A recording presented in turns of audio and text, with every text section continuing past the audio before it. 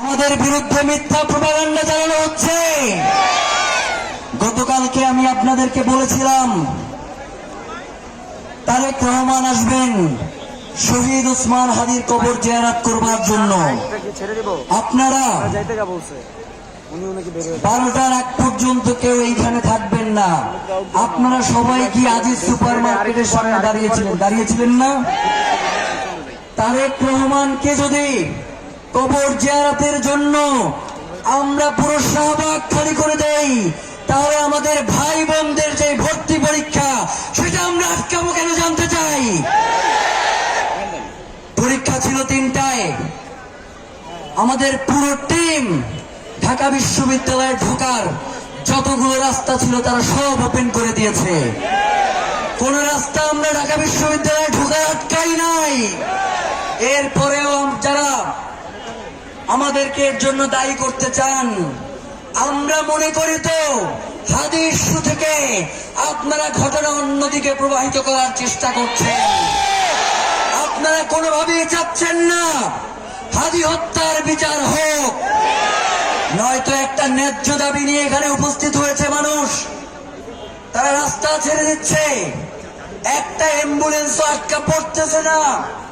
ভর্তি পরীক্ষার্থীরা উল্টো তারা ভর্তি পরীক্ষা দিয়ে এসে এখানে আজকে হাদি হত্যার বিচারের জন্য অবস্থান করতেছে। অথচ আপনারা সোশ্যাল মিডিয়ায় তথাকথিত সুশীলরা যে বয়ান তৈরি করছেন, এই বয়ানের মাধ্যমে আপনারা হাদিকে হত্যা করেছেন। সুতরাং কোন ধরনের প্রপাগান্ডা, কোন ধরনের মিথ্যা কথা দিয়ে হাদিকে নাই করে দেয়া যাবে না। হাদি ছিল, হাদি আছে, হাদি থাকবে ইনশাআল্লাহ।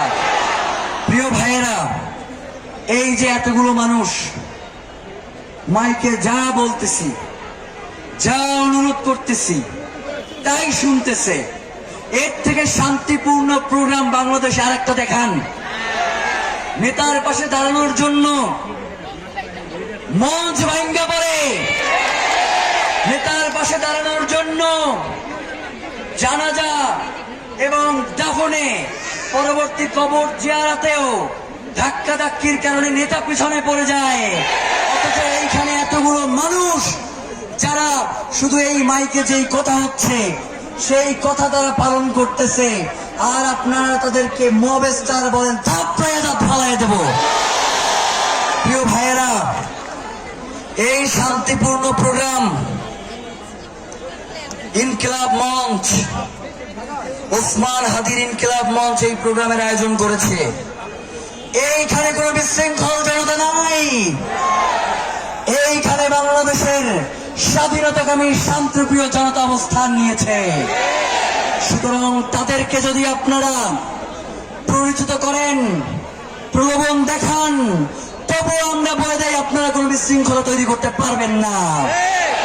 গতকাল থেকে রায় ওসমান হাদিকে গুলি করবার পর থেকেই বিভিন্ন জায়গায় আপনারা মবের সৃষ্টি করেছেন, কিন্তু ওসমান হাদিকে কি আপনারা নাই করতে পেরেছেন? ওসমান হাদির হত্যার সাথে যারা জড়িত তাদের বিচার নিশ্চিত করা না পর্যন্ত এই জনতাকে কোনো ছল চাতুরি দিয়ে বোঝানো যাবে না।